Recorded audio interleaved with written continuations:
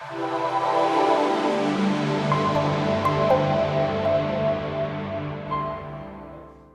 right. So welcome everybody to tonight's edition, Monday, August 31st of 2020. Strata Ventures holds a webinar every Monday from 6:30 to 7:30 Central. And with that, we do bring people within the industry that want to give and inform everybody about what it is the real estate industry has. You know, it covers everything, Sean, from legal to, repairs, ups and downs, and especially right now, this whole wackiness that we're going through, does shine another layer of risk, and most of all, liability. That could be, people could be, that they may not be aware of that. So I want to welcome you to talk to our attendees this evening. And so welcome, sir. And I think today we're going to be talking about essential components of a strong company agreement. Am I correct with that? Yes, that's right. That's right, Diego. All right. Thank you. Thank you very much for the warm introduction. It's a pleasure to be here and to meet everybody who's able to make it tonight. Look forward to just sharing some basic information about corporate law and as it relates to real estate transactions. As Diego said, I am a corporate and securities attorney. So what that means is I handle business deals of all types from the transactional side, not really a litigator or more of a deal guy, putting deals together, contracts, corporate formations, et cetera. And a lot of it is real estate work, a whole lot of it. Well, that's good, Sean. Yeah. Well, and thank you. We're going to go ahead and just go ahead and do a quick intro. And Sean was doing that here about himself. And then 7:10 on, we'll open that to a Q&A session. But I know, Sean, you have to kind of bail out right at around 7:25 is my understanding. That's correct. Okay. So let's see here. So for everybody that's participating, if you're looking at your Zoom window, there's certain buttons that you guys can go ahead and use. There's the mute. You also have the video stop if you guys are wanting to ask questions, or we allow you to access the video option. Please, all questions, have those in the Q&A section. And if you want to send outside information or comments, chat with the moderator, go ahead and put that in the chat box. And if you just want to go ahead and exit the webinar, feel free to go ahead and hit the end button there. So this event, guys, is for you. So what you want to do is that you want to make this how would I say, ask questions, right? We totally encourage to ask questions. Can you give me one quick second there? Enid? Yes. Would you, okay, could you mute yourself, please? Thank you. So we're getting a lot of feedback there. And then we encourage you guys to go ahead and ask questions. So with that, we're going to go ahead and also get to know us. If you guys go to www.investorrealestatetraining.com, you guys can register for free one-on-one training sessions that we offer for you guys to get to know us more, and definitely we can arm you guys with a lot of great information. And so about our speaker today, Sean, you're a founder of Tate Legal, right? That's a law firm in the Dallas-Fort Worth and Metroplex area. And that's where I found you, right? I actually had sponsored a Real Estate IQ event, and you were there. And then I think you and I were both hiding in the back, kind of figuring out, what's going on here. Yeah. And then we just started talking. So I got to know you a lot more. You started working with some of our members, and now you're here. And so you're also, like you were saying, a corporate attorney. And you also serve as the chief legal officer for an urban farming company. Now, I thought that was a little unique, and you're a graduate of the University of Texas. What did you do there as the chief legal officer for the urban farming company?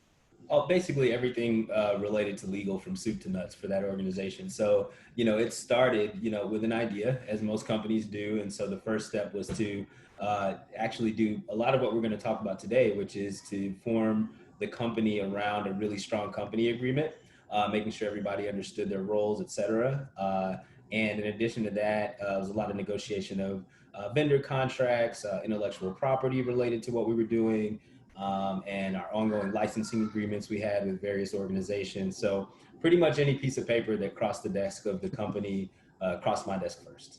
Excellent. And that's good to know, because like you said, from beginning to end, everybody that's a new business owner has to cross that bridge. And Absolutely. so, absolutely. So let's go ahead and get started with your side there, Sean. So I'm going to go ahead and disengage from the sharing side. If you want to go ahead and share on your end, Sure. feel free. Okay, And give me take just the a ball and second run. here, and I will share my screen. Okay, there we go. Is everyone seeing the screen now? Diego, can you see it? No, not yet. I think Not did yet? you Okay. click on this the screen that you wanted to share? Just a second there. There we go, and share. Okay, Bingo. All right. have it now. And we'll go to the full slideshow here if it'll allow me. Okay, there we go. Now can you see everything just fine? Absolutely.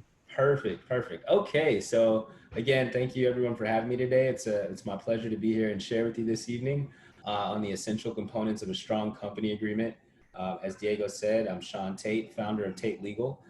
We focus on corporate and real estate transactions of all shapes and sizes. And so, as Diego was just saying a moment ago, any business you start, the first thing you have to do is figure out what kind of entity you're going to have, and then figure out how you're going to run it. And so today is going to be about just the very basics, the essential components of a strong company agreement. So before we get into that, I thought we would at least very briefly kind of touch on some of the different types of entities that you might see out there that folks are forming. So these are the 5 most common types, I think, that I see out there. First, the sole proprietorship, also known as, a DBA. Some folks will go get a DBA under their sole proprietorship. It's not an entity, right? So just to be clear, I mean, I know most folks probably know that by now. If you're at this point and working with a team like Strata Ventures, you're aware of that. But essentially, what that means is that there is no entity in place. There's no separation between you personally, individually, and whatever your business is. So there's no protection from liability in that structure either. Everything kind of comes back to you personally. The next one I put on there is probably the most common. Everybody knows about it. It's a limited liability company, very versatile company structure. You can use it for, well, really darn near anything, and it was designed for that purpose. It was kind of designed to ultimately replace the corporation, not in all cases, but in many cases to replace the corporation, because corporations have a lot of formalities in place. You've got to have a certain board of directors. You've got to observe other corporate formalities in terms of keeping minutes and stock ledgers and all these other things that you don't necessarily have to do with a limited liability company. But again, the goal is to create some distance between you personally and the business that you're running. So again, corporation is basically a beefed up, more formal version of a limited liability company. The next most common entity type I see out there is a limited partnership. This actually comes up quite a bit in the real estate space. The reason being that a limited partnership, essentially what it does is create kind of 2 classes of members. One class is going to be your limited partners. Those are your investors. Those are the folks that you're just bringing to the table. All they're doing is bringing money to the table. And then the other class is the general partner or partners. And those are the folks that take on all the liability. So obviously in a real estate deal where you're going to be, possibly bringing in outside investors to be a part of your deal, limited partnership structure can make a lot of sense. I very rarely see a corporation structure in real estate, but you do see limited partnerships and limited liability companies quite a bit. And then of course the nonprofit. And I do see this in the real estate space a lot for folks that sort of have a socially, minded path that they want to take, or mission that's related to their real estate deals. They want to do some money making deals, but then they also want to help out with some affordable housing, something along those lines. So we'll see a lot of nonprofits get formed in the real estate space. A nonprofit is a corporation. It's just a corporation. And then there's a 501c3 overlay, right? So first you form the corporation the same way you'd form any other, but then you have to go to the IRS and fill out a whole lot more forms and get certain designations in place to be able to get that tax exemption. But essentially, these are the 5 most common types. I personally, focus mostly on the limited liability company only because it's most common, and especially in scenarios like the ones you're probably going to be seeing in the first part of your business, you'll probably see mostly limited liability companies.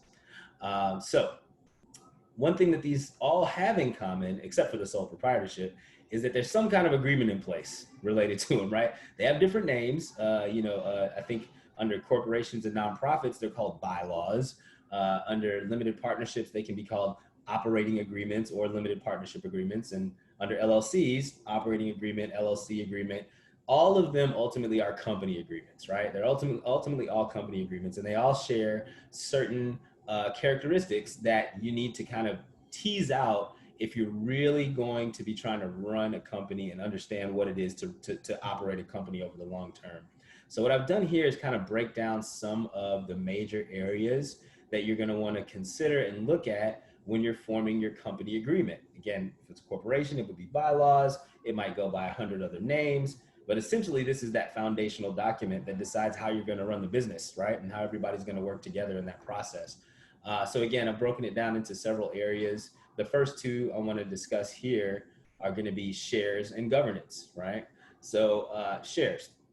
First, if you're running your own company and it's just you, then guess who has all the shares? You do, right? You have 100% of the shares, 100% of the interest in the company. It's also called units. I've heard it called membership interests. Goes by many names, but ultimately we all know what shares are. It's the units of interest in the company. So the first thing you want to kind of think about is, who your partners are, right? And how many there are. I can say from vast experience that there's kind of a sweet spot when you're running a company for how many people you want involved in it. Two is difficult because, unless one has governance powers, then it kind of looks like our personal relationships do, where you've got two people who are 50-50 and all the stuff that comes up in our personal relationships. The same kind of thing can happen in business, right? In that 3 partner to 7 partner range, I would say, I think that's a really good range for a group of folks that are kind of starting a company together. Once you get over that, then a lot of times there's too many cooks in the kitchen, right, to get anything done. So the first thing you want to think about is how many people you really want to have at that partnership level. From there, the question is who gets what? So how do you decide how many shares to give to each partner? This is a difficult conversation, but something that you want to have with any partners you may have in a company as early as possible. Get it out of the way. Don't let people go forward too far thinking it's going to be one thing or thinking it's kind of open if it's not, because that's something that can really derail a project before it gets started. So, what I put next here is looking at sweat equity versus capital, and that's really important to understanding shares. I think for most of us who are in the entrepreneurial space, I mean, we put a lot of blood, sweat, and tears into formulating our ideas, into bringing together the right people, into funding it, bootstrapping it, getting things going. And so we tend to think, hey, if I'm putting in my sweat equity, as it's called, it should be worth a lot. And you're right, it should, but that has to be counterbalanced with the fact that out in the marketplace, capital reigns. The money wins. The money talks at the end of the day, right? So I think as folks get into deals, real estate deals or otherwise, but definitely in the real estate space, what you find is you give up a good amount of your equity a lot of the times in order to bring on capital partners just to get money to the table, even though you're still doing the majority of the deal. And so there's ways to get that money back in the long run, but just know your capital partners often want to get paid first, and they often want the lion's share.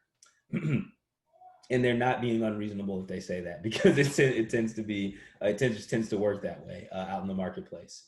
So that the next big issue to consider in your company agreement after you're looking at your shares is how it's governed, right? So obviously there's going to be, if there's more than one person, especially involved in the company, folks are going to have different roles. And so you have the opportunity with a company agreement to map out how folks are going to interact, who's going to be in charge of what. And what it does is it helps to create efficiencies in the process of working together. If folks know what their role is, know what they can do and what they can't do. So in the LLC context, one of the first governance things you have to figure out, or aspects of governance you have to figure out, is your company going to be member managed or manager managed? So a company that is member managed is a company where the members of the company manage the company, as it sounds. So usually what that looks like is based on how many shares you own, that says how much governance power you have, right? So again, if it's you and one other person and you're 50-50 and it's member managed, then you split the governance, you split the voting rights and the consent.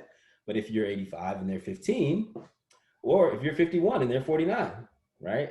You can tweak those numbers in ways that give you more control or less.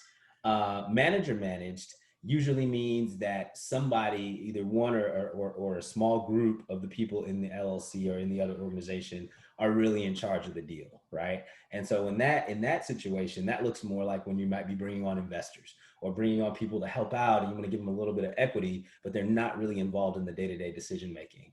If at the end of the day you're the one who's in charge, right, then it's often best to set yourself up as the manager from the beginning. Because then when you add people on later, you don't have to redo the entire agreement to fix all the voting rights and fix all the governance. If you're the manager on day one, you're the manager on day 200,000, right? So manager manage makes sense in that context. The other great thing it does is it gives you an opportunity to define people's roles. Someone might be the president, the vice president, secretary, treasurer, et cetera. Or it might be more practical. It may be chief legal officer, right? It may be CFO, maybe CMO. But the governance section allows you to say, this member is in charge of this thing. This member is in charge of that thing, so on and so forth. And then it helps you with how you're going to vote, right? So once you know how you're going to govern, you get to decide which votes are going to be a majority and which ones are going to be a super majority, which ones are only going to require one member to vote on it. Just like Congress, right? There's certain things that everybody has to agree on up to 66 and 2/3%. And there's other things that only half of them have to agree on. And based on what the issue is, you can decide when you go through your company agreement, which ones you want to really emphasize and get more people to the table, and which ones you just need half of the folks at the table for, right? But basically, an LLC operates a lot like our legislative bodies do in terms of, you get the group together, you decide, you make a decision. Not everyone's going to agree in all likelihood, and so you figure out what that threshold is. And then there's certain things that everybody has to agree or we're not doing it, right? For example, if you've got a company of 3 or 4 people and somebody wants to bring someone else into that company, well, in that case, if I'm a company of 3 people, I'm thinking I probably want everybody to have to make that decision together. If we're splitting everything 33-33 in terms of governance rights, if you want to bring in someone else, you should probably get the consent of every other member. So sometimes consent can be unanimous. You can set all that stuff up in your company agreement. And then lastly, financial expenditures. So you can set limits, right, on what different folks can spend that have different roles. For example, I have a client who had a roofing company, and one of the partners was in charge of procurement of materials and resources to run their business. And so, this guy needed to be able to pull the trigger really quickly on purchases, right? So again, it might be just like if you're running a real estate company and you come across a great deal on lumber, or you come across a great deal on concrete, you know how expensive that can get, and you need to get it quickly. Well, you can put into your company agreement, hey, for certain types of expenditures, you don't need everybody's permission, right, to go spend $2,500 on something that you need to move quick on, right? So you can set that up at this point in the process. You haven't even started doing business yet. You're just really mapping out what the direction is going to look like, and it makes everything work a lot more smoothly and more efficiently. And Sean, one thing I think that we've come across a lot at SBI, when there are families that come together to start a business, if they really see this first and kind of like pinpoint, who's got the strengths, the weaknesses, all the way from roles of definition and voting. We've usually always found out that, the dad is the one, okay, I'm instantly going to be the president, right? And then the kid's saying, no, you're not, because you don't know how to work Excel or anything like that. So I really think that even people that are thinking about getting into business with family members should really define these things even prior to meeting an attorney like yourself. Diego, I'd say it's even more important than than non-family partners. You know what I mean? That Absolutely. Okay. To the table first. And I'd be of the opinion, and I would say this based on my experience, a lot of times when you're going into business with folks that you're already very familiar with, friends and family wise, it's actually the best time to bring in a third party. Because when you're together, people who really know each other well don't tend to be like really business focused when it comes to business. There's some other history there, that's either really good or really bad or some combination of the two. There's unsaid things about how they communicate. Well, you know what I really meant, right? I mean, last time we did this, it meant that, right? You know what I mean? Like when you've got really familiar relationships, it can be even more helpful to have an outside objective third party that says, okay, wait, what do you mean by that? And what do you mean by that, right? You know, Perfect. so yeah, I think it's extremely important for families too to kind of engage in that process early on with an outside party. You know, if they so choose, I think it can be very helpful. Very Excellent. Thanks, Sean. and so from there, there's a couple of other kind of three other major components, and we're going to go through two more of them now, and that's distributions and transfers of interest. So distributions, this is when the money starts coming in, right? So everybody who starts a company obviously has a goal of making some money with it or doing something, whatever their goal is. It's usually money related at some level.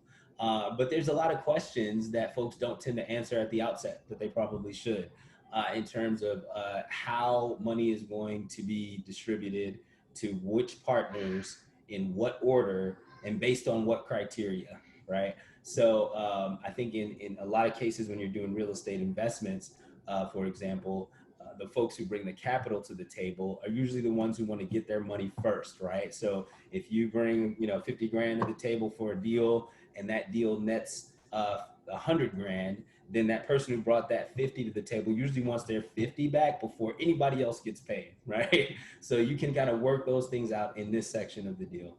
And then on top of that, folks who bring money to the table often want a return on top of that money, right? Or what I put here is a pref return. So you can figure out what that pref looks like early on in the deal, which you're going to probably have to do anyway when you're starting to bring on capital partners. And if you're not at a place where you're dealing with capital partners, it's still really important. I'll provide an example. Say you are, buying real estate, and this actually is a real example. It's something I actually dealt with some clients. You're buying homes, you're renovating those homes, you're selling those homes. You get about 6 homes in, and there's a nice chunk of change. You've turned over 35 grand or so on each of those homes, right? It's a very successful project, right? But you've got, 100 something thousand bucks in the bank, and it's you and your 1 or 2 partners. Well, what now? Does everybody just get to cash out all that extra money? What about the next houses that you were thinking about getting? What if there's one partner who's like, I really think I would like to go get that jet ski I've been thinking about. And the other partners are like, well, we have this opportunity over here. If we can just pool this money, we can take this 150 and go buy, 600,000 worth of property, right? So figuring that out early, how much you want to keep in reserves versus how much you want to actually distribute. If you can do that from the outset, you save yourself a ton of headache down the line, right? So money brings problems, it brings headaches, it brings, differences of opinion about how it should be used. This section can help you figure those out early. Transfers of interest are going to be what happens to your interest if there's some change in your life. If you decide you don't want to be a part of the business anymore, who gets your interest? How do you decide who gets that interest? How much is that interest worth? These are questions that you need to kind of answer ahead of time. We all go through those things in life that we don't like to talk about much, but death, divorce, disability or incapacitation, these are issues that affect everyone at some point, either directly or indirectly. And so we need to know what happens to our business when those kind of things happen. So in particular, I'll use divorce as an example. As you know, a lot of us, at least are in Texas, and most other states have some kind of community property laws where if you were to get divorced, there's a good chance that your spouse could be entitled to half of the value that you have in a company, right? Or some other number. It's up to the judge what that number is, but it could be up to half. So then what happens to your voting rights in that case, right? So you need to make sure that your company agreement reflects that person who gets that interest doesn't get to vote. It doesn't make them a part of the company. And there's really particular language we have to put in place to make that a reality for your company, that somebody passes away or somebody's no longer able to participate in the company and that interest goes to the next person, right? That you're now not in a position where you just got a new partner you didn't bargain for, right? So that those kind of things you can really work out earlier in the process. And then also you can start to think through what your exit strategy will look like when you start thinking about transfers of interest, you can talk to your partners about what do we see as the shelf life for this company? How do we want to move forward with this? I had a client at the not the end of last year, towards the end of last year, where we were going through and we were forming their company agreement. I mean, forming a company is not, not rocket science, but putting together a company agreement is a pretty technical process. So we were working on the company agreement, and this client said to me, it was two gentlemen that we were on the phone. One of them said to me, Sean, as we discussed, me and my partner, I handle the GC work, on our flips. And so I'm looking at about a 3-year horizon, and then I'm going to go ahead and like sell my interest to him so he can continue the company, and we'll put other folks in place to be able to handle the day-to-day labor of getting the work done. And while he continues to focus on sourcing deals and bird dogging, right? And the other guy says, well, wait a minute, no, I think you said that backwards, he says. I think you said that backwards. Like, I'm going to, well, I'm going to do this for 3 more years, and then I'm going to sell you my interest, and we're going to move forward, right? And then the phone went really quiet. Well, it turns out that each of them was fully convinced that the other one was going to sell the other one the company in 3 years. And both of them were planning on leaving in 3 years. And had we not gone through the process of figuring out how they wanted to transfer interest and what that exit strategy looked like, I don't know what would have happened to them, when that 3-year point hit, because they had already been working together for years, and did not realize that both of them had the same exit strategy, which would have left the business just gone, right, out of nowhere, and nobody would have gotten paid. So, there's a lot of sort of like hidden things that you can work out early about how your company is going to run by taking the time to work through a really robust company agreement. And the last thing I want to kind of mention that you'll see in company agreements is the wind up, right? So this is if you do decide to wind up the company, to no longer, work on this particular venture. There's a few things to know about that process and what that looks like, and a good company agreement will outline those for you. So for me, the first thing that's really important is understanding that if you owe anybody anything, you have to pay that off first, right? So any debts that you have out there as a company, those need to be paid first. If that's not in your company agreement, fear not. It's in the Texas Business Organizations Code, and you're liable for it, whether it's in your company agreement or not, right? So it's best to have it in the agreement so everybody understands. You have to get rid of all your liabilities. From there, you have to figure out what to do with your assets. In a real estate venture, that could be actual properties, right? That you need to sell. Or it could be any other number of things. If you have an office, if you have computers, if you have, just stuff that you use to run your business, you have to liquidate those assets. And there's a process by which you would do that. One question that comes up is who should do it? Like which partner should be in charge of that? And why? Why do you pick that partner over another partner? These are things, again, that you can work out at the beginning and kind of think through. I found that one really good solution, depending on the size of the company, is to bring in a third-party asset liquidator who can help you with that. But it depends, right? Is that somebody you're going to pay a whole bunch of money to do it? Or do you all have a friend or a mentor or somebody else in the business that can help you do that process, right? That valuation process and that liquidation process. Then from there, you have to prepare articles of dissolution to dissolve the company and have those sent into the Secretary of State. Again, good corporate attorney can walk you through that pretty easy. It's not a heavy lift at all to do those articles of dissolution. And I think I want to end on this point because I just hear it so much. I can't tell you how many people have called me and said, hey, Sean, can you help me dissolve this entity? Because, I was with these partners and they were doing this deal. I didn't really like it anyway, and I wanted to get out, but now it's time for us to get rid of this because it's like they want to sue us or something, and I don't want any part of that. Well, bad news is that once you form a company and it takes on liabilities, those liabilities continue beyond 3 years beyond the date that you dissolve the company, right?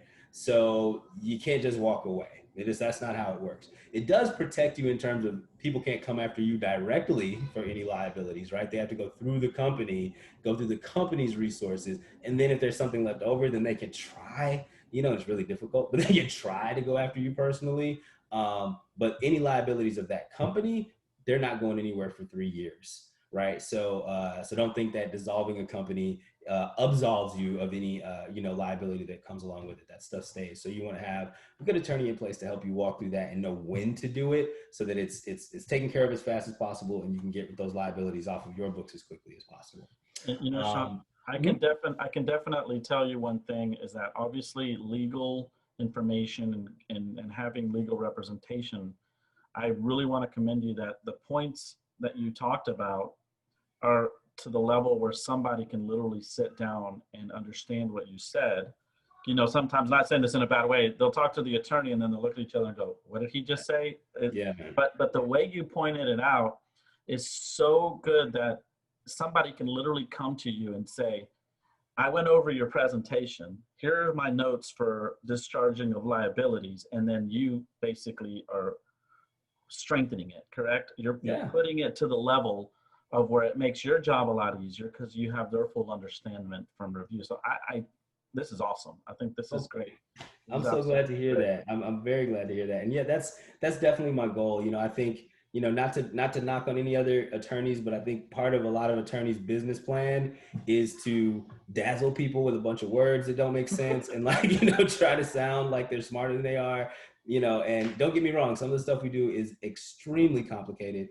But the principles behind it are not, you know what I mean? The law is based on common sense, really, at the end of the day. It just takes a good attorney to figure out how to take that common sense and turn it into the documents you want, Absolutely. But I definitely, am here and happy to talk to folks that have concerns about these kinds of things or want to talk to an attorney about these.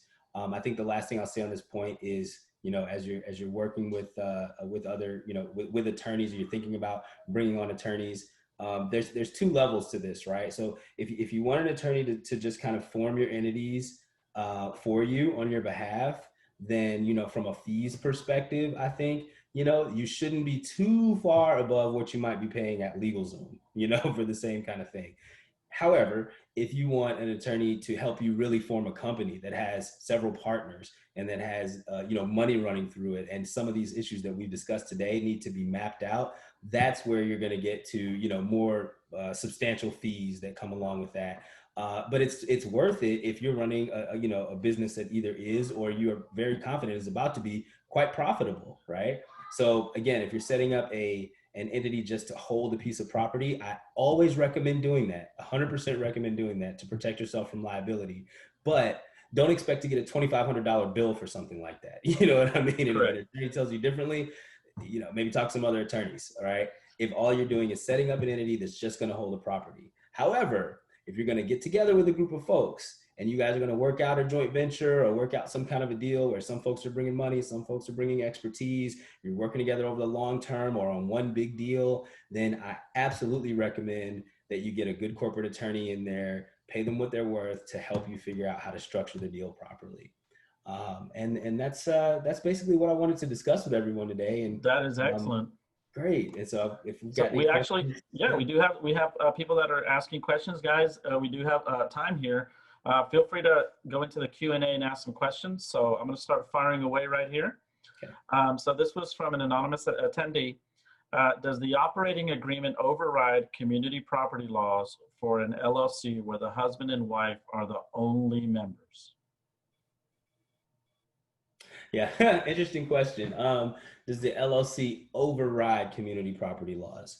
Well, that's an interesting question, and here's why. Family law is probably the area of law that has the most latitude in terms of doing whatever it is they want to do. Judges have a lot of discretion in family law. I would say in general, the letter of an operating agreement is going to control, especially in Texas. Whatever you put in that agreement is going to win out. However, in the case of family law, a judge's role is to look at the best interests of the parties. If there's children involved, they're going to look at whatever the children need first, and then they're going to use their discretion to just kind of figure out what they think is fair. And they can override what's in an agreement if they want to. But I guess my point is, depends. It depends on the judge, right? And it depends on the particular circumstances that are going on at that time. So, for example, if in that operating agreement, the husband gets 97% of everything in this company that they kind of built together, but the mom is the one who's going to have the kids, and they're young and they're going to be going on for a long time in that relationship. That judge might look at that company agreement and say, great, fantastic. So I'm going to go ahead and change this number to that because that's what I think is fair. But in a civil context, that's not the case at all, right? So if it's a business related sort of lawsuit that's brought, then the judge is going to say, it says right here, 98.2, sorry, bye. You know what I mean? So family law is a really unique situation there, and that's best kind of worked between a business attorney and probably even more so a good family law attorney.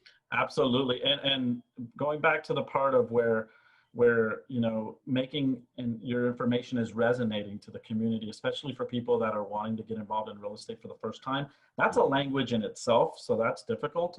So I really want to commend you again. And Rosa Alvarez, she put on here, literally, she just went into the chat and said, I agree. Great way of putting something complicated into very basic, simple way. I've seen a lot of presentations, and this is one of the best I've seen. Thank you, Rosa. That is awesome. That's awesome. And now we've got, let's see here, Troy Espinlaw. He says, in your experience, how hard is it to agree on a standard or metric to measure the value of a company at a point in the future where future of the initial agreement? It seems like this would be difficult to do with a smaller private company that is just a startup. Yeah, it's extremely difficult. That's you're absolutely right.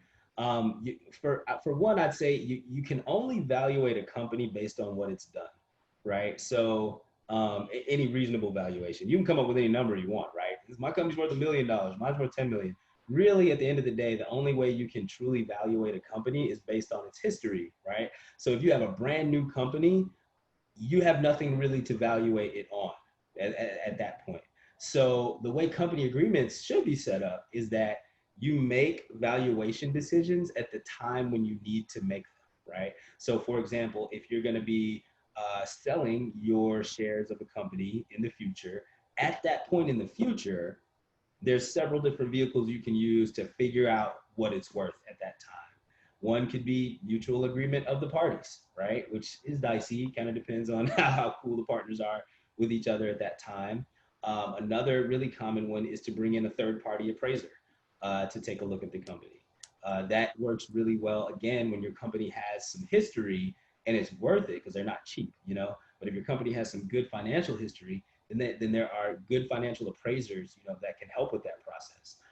Another one, if it absolutely comes down to it and folks don't agree, is to go to a mediator or an arbitrator.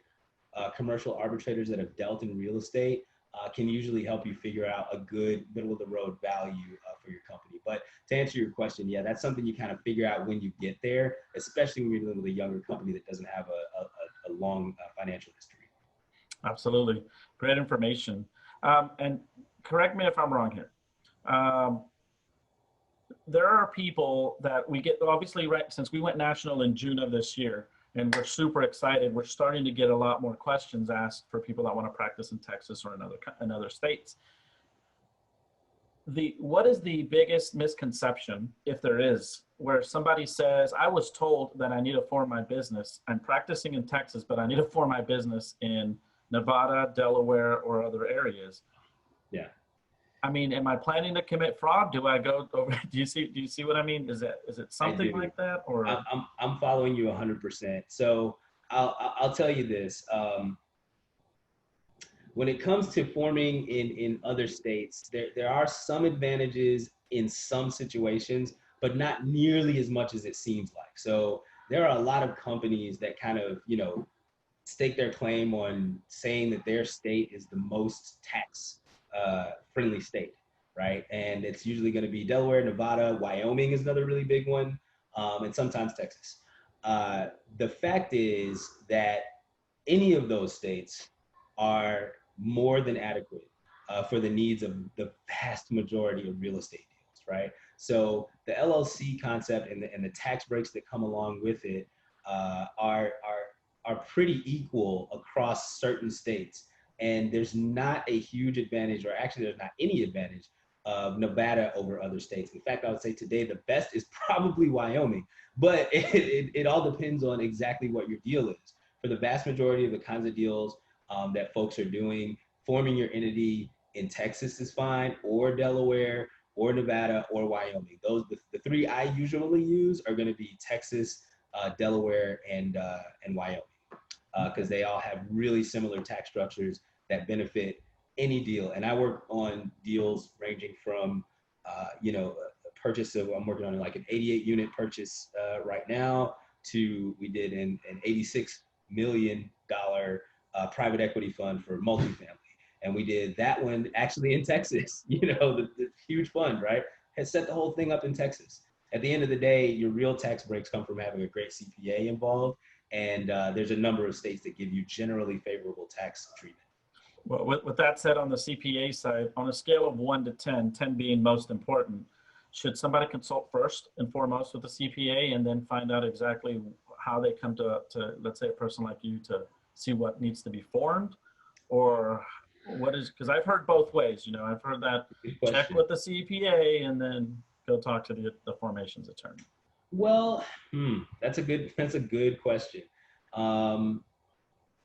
Which is more important? Wow, I don't. That's impossible to say. I think they're both. I just think they're both really important. I don't know which to say first, or chicken or the egg. But I'll say this: the majority of real estate deals are going to be pass-through taxation deals. That you're not going to have employees involved, where you're going to want to file as an S corp or all those kinds of things. Like that stuff's great, and everybody says to do that, but really the question is, about business deductions and payroll taxes. And if you're doing just a straight real estate deal where you're just going to put a piece of property in a title, entitle into a certain LLC and then sell that to somebody else, then there's very little tax consequence that's going on. It's a really quick deal, right? So it kind of depends on the complexity of your real estate setup. And what's more important is, when are you going to be claiming profits versus when are you claiming losses? Stuff that's kind of big picture that you want to have your CPA at the table for your entire financial picture, right? As opposed to the lawyer, which is going to be more focused, on whatever that business is at that time. So I wish I had a better answer for that. Like, oh, you should definitely get this one before that one. In my mind, they're pretty much on par. And the more simple your deals are, or the smaller your deals are, the less you need any of us. You know what I mean? You just need us a little bit. You know what I mean? The bigger the deal is, the more people are involved, get us all at the table. You know what I mean? So that's how I would think about it. Excellent. Well, Sean, I don't want to hold you up too much. We still got just a little bit of time. So anybody out there that have questions, feel free to go ahead and ask them. This is a good time for Sean to answer them.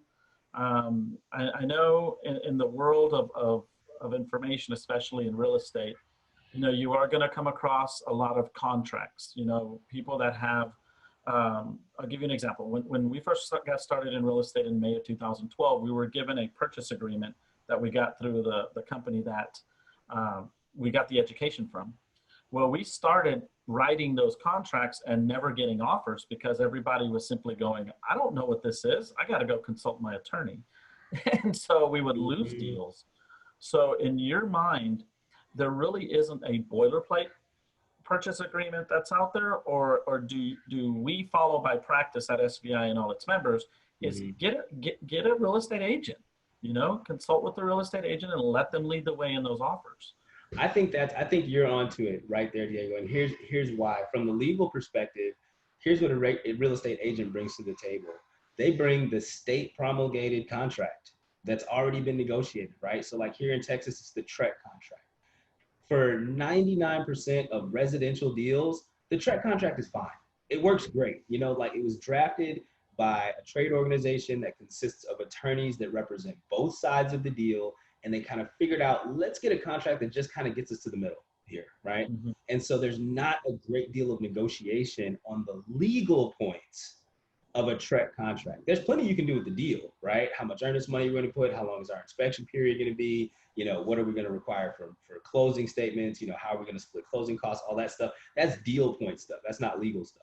The legal stuff is pretty much negotiated in those contracts, right? So when I've represented clients in those contracts, it's really just, hey, let me tell you what you're signing. You know what I mean? Here's here's how earnest money works, you know, like here's what this cost could look like, you know, but just kind of explaining what's going on in a contract. So to back out and answer your question, I love the idea of getting real estate agents involved because they're going to pick that tried and true state level promulgated contract and push it through that way to get your deal done. So yeah, I think it works great to do that.